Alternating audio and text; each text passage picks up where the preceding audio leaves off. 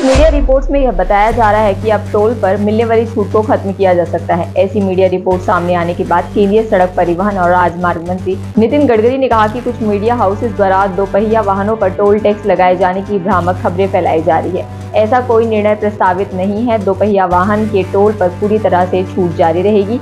नितिन गडकरी ने साफ शब्दों में कहा कि नेशनल हाईवे पर टू व्हीलर को कोई टैक्स नहीं देना होगा। यूपी के सीएम योगी आदित्यनाथ ने आला अफसरों के साथ त्योहारों को लेकर बैठक की। इस दौरान उन्होंने हर साल होने वाली कांवड़ यात्रा से पहले सख्त निर्देश जारी करते हुए कहा कि कांवड़ मार्ग पर खुले में मांस की बिक्री न हो। इसके साथ ही ये भी कहा कि हर दुकान पर दुकानदार का नाम होना चाहिए, जैसा कि पिछले वर्षों में अनिवार्य था।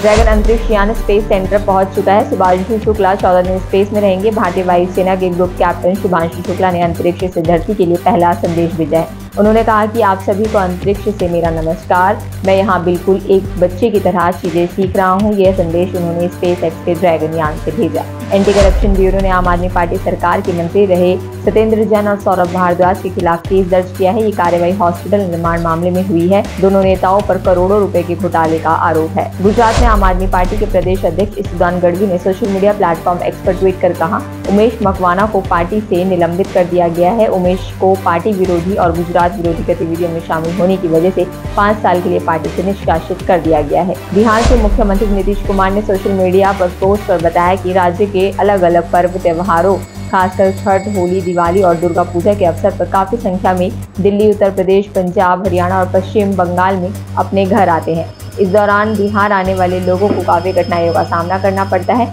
यात्रा को सुगम बनाने और उनकी सहूलियत के लिए बिहार से जुड़े अंतर्राष्ट्रीय मार्गों पर राज्य सरकार 299 एसी और नॉन एसी बसों का परिचालन करने जा रही है। यमुना प्राधिकरण क्षेत्र में इलेक्ट्रॉनिक्स मैन्युफैक्चरिंग क्लस्टर 2 को विकसित करने की मंजूरी केंद्र सरकार ने दे दी है। इसके शुरू होने से करीब 15,000 रोजगार के अवसर तो पैदा होंगे, साथ ही लघु उद्योग भी विकसित होगा। वेंडर कंपनियों के शुरू होने से क्षेत्रीय युवाओं को अवसर मिलेगा। इससे पहले केंद्र सरकार ग्रेटर नोएडा में सेमीकंडक्टर यूनिट की स्थापना को मंजूरी दे चुकी है। भारतीय क्रिकेटर टीम के स्टार बल्लेबाज रिंकू सिंह को उत्तर प्रदेश सरकार से बड़ा तोहफा मिला है। योगी सरकार ने उन्हें अंतर्राष्ट्रीय पदक विजेता सीधी भर्ती नियमावली 2022 के तहत जिला बेसिक शिक्षा अधिकारी यानी कि BSA पद पर नियुक्त करने की प्रक्रिया शुरू कर दी है। इस संबंध में बेसिक शिक्षा निदेशक की ओर से पत्र जारी कर दिया गया है। सरकार ने एयर इंडिया प्लेन क्रैश को लेकर कहा है कि ब्लैक बॉक्स से क्रैश प्रोटेक्शन मॉड्यूल निकाल लिया गया है और मेमोरी मॉड्यूल का डेटा डाउनलोड कर लिया गया है। सरकार ने कहा है कि कॉकपिट, वॉइस रिकॉर्ड्स और फ्लाइट डेटा रिकॉर्ड से प्राप्त डेटा का आकलन किया जा रहा है। इससे क्रैश से पहले हुई